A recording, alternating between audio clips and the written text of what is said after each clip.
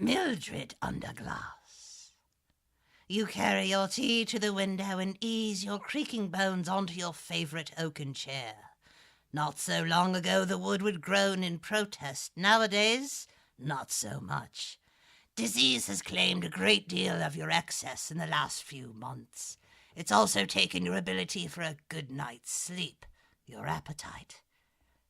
You add a dash of milk to your chamomile brew, a squirt of honey, a spoonful of sugar. It helps the medicine go down and eases your pain. Not a lot, but enough, especially after you add your secret ingredient, a shot of Crown Royale. You take a careful sip. You lick your lips. The tea is a tad hot, but not so hot that you can't take another hit.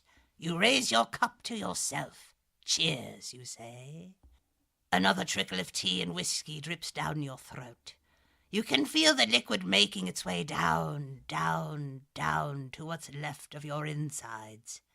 It's warm and comforting as it streams toward your stomach.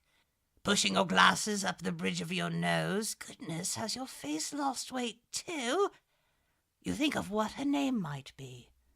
Susanna? Gail? Charlotte? Oh, Charlotte's nice. Classy and timeless. It sounds like a poem with only one word. Charlotte. You can't help but smile. You're already in love with her, you can tell. You find yourself catching a glimpse of the crack in the window. It looks like a spider web tonight. Yesterday it was a lightning bolt. The day before that, a snowflake. You reach your bony, shaking finger to touch the strands of glassy thread. You know you must be careful, as blood flows easier from skin aged to tissue paper. Blue veins and capillaries are quite visible beneath your flesh, and you realize they resemble lines on a road map, or weathered porcelain, like on a porcelain doll, the kind you loved long ago. Would Charlotte like a porcelain doll? You're certain she would. Well, maybe not right away. Porcelain dolls are quite delicate and break very easily. And listen to you calling her Charlotte already. Then a pang of discomfort. Below your colon, probably. That's where they tend to start, but that's okay. It's completely okay. You can handle this. You must, and you will. You will think of something that reminds you of your strength and who you are being strong for. The pang escalates. You've stood it down before and will so again. Think of the way the doctors look when you told them you wanted treatment. The look on his face was fabulous, as if you told him he had a penis growing out of his ear. People of your years, he tried to be delicate but failed miserably, don't tend to want such aggressive care.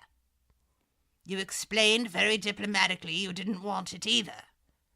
You needed it. You signed your name to the hospital release forms before the good doctor could finish his disclaimers, and all this before you imagined her name might be Charlotte. You'd sat for days on end in Ward 7's almost comfortable leather recliners, hooked up to their chemicals and drips, and it reminded you of a scene out of a science fiction saga. You and the other patients tethered to rubber tubing and hoses and needles, milky liquid seeping into your bloodstreams. But it would be worth it, you thought to yourself over and over. She will be worth it. You press the thin pad of your finger against the jagged glass. The bothersome pain in your gullet has invited some friends this time, so you press harder. The itsy bitsy spider, you sing, climbed up the water spout. You don't have a very good voice, but your heart's in the right place, and singing helps take your mind off what's happening to your gut. The burning will come next, so you brace yourself. You didn't hold on this long just to be taken out by indigestion. Down came the rain and washed the spider out. The words are getting harder to bring up and out, and you scrape your fingernail against the web. Tiny shards of glass flake away, some lodging beneath your nail. It hurts quite a bit, but unfortunately not enough to overshadow the ever-growing, ever-igniting firestorm in your belly. Out came the sun. Out came the sun, and it... You know the sun dried up all the rain, but singing it aloud isn't an option anymore. The pain has never been this persistent, never this bad or as hot. Maybe it's just cresting the chemo wave, and since you've finished the treatments, maybe it's just your body adjusting. Besides, Charlotte will want you to finish the song, and you want to sing it to her, right? Of course you do. Maybe you should check yourself in the mirror. Stick out your tongue or something. Say ah for whatever reason. It's what they do on all those medical shows. You look across the kitchen to the parlor where your full-length mirror resides. It stands tall and proud and all the way across the room. It seems so far to you, but you can make it. Yes, you can. You need to get up and get moving because Charlotte will need you to... A wave of nausea rolls through your stomach. It's acidic, relentless. The burning grabs a hold of your stomach and chews on it with volcanic teeth. Your forehead explodes in perspiration, and from across the room you hear tap, tap, tap. You double over. The volcano erupts, sending foul, sour bits of vomit up your throat. They're chunky. Tap, tap, tap. And that noise, coming from the window. You lean closer, your arms wrapped around your torso, because if you let go, everything from your esophagus downward will splatter all over your living room. What about Charlotte? You try to think of her, but it's getting very hard to do, and again, tap, tap, tap. Who's there? You ask the window. It doesn't reply. Tap, tap, tap, tap. 4 taps that time. Your right ear isn't as deaf as the other, and you know it's coming from the parlor. You can hear it coming from next to your proud and tall mirror. You grab onto the edge of the table and push yourself up. The heat emanating from your insides is taking over, and if you were to take your temperature right now, you'd blow the mercury straight out of it. Tap, tap, tap. Your slippers sound like sandpaper as you shuffle toward the mirror, and you stop just before the glass. Inside the mirror, the little girl smiles back at you.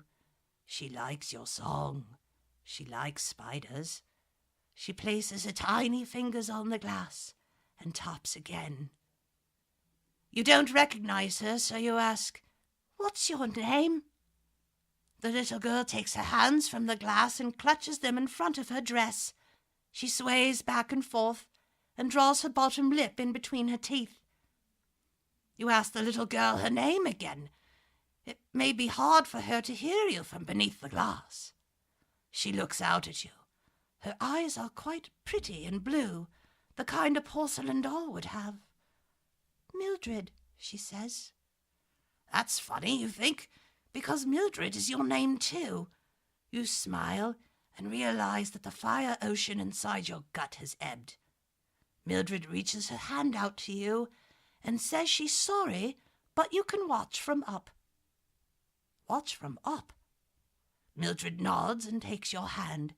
It doesn't feel like porcelain, maybe silk. You wonder what Mildred is sorry about as you join her in the mirror. From behind the glass, you can see a thin, weathered body crumpled on your parlor floor. Now you know.